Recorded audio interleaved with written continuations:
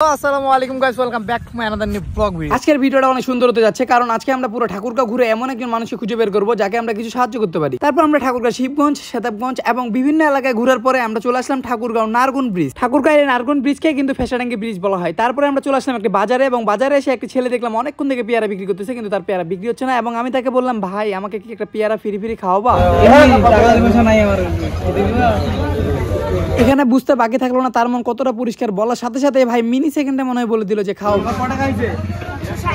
তোমার কাছে যে আমি খাইতে চাইলাম, তুমি খাওয়াইতে চাইলে তো নাকি?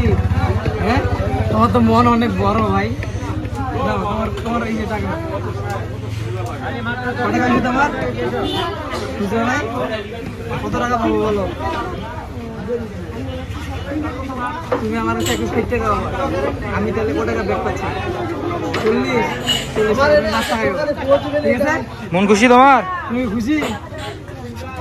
যাই হোক, তারপরে এই পেয়ারাগুলো আমরা মানুষের মাঝে বিলি করা শুরু করি, কিন্তু এখানে কেউ পেয়ারা নিচ্ছিল না, কারণ সবার বাড়ি বাড়ি নাকি পেয়ারা গাছ আছে। এই জন্য বুঝতে পারলাম তার পেয়ারাগুলো বিক্রি হচ্ছিল না। তারপর আমি জয়কে বললাম, যেহেতু আমরা পেয়ারাগুলো দিব, তুই একটু খাই দেখ পেয়ারাগুলো কেমন। তো একটু আগে আমরা এই পেয়ারাটা কিনলাম, কেনার পর এখন দেখো পেয়ারাটার স্বাদ কেমন।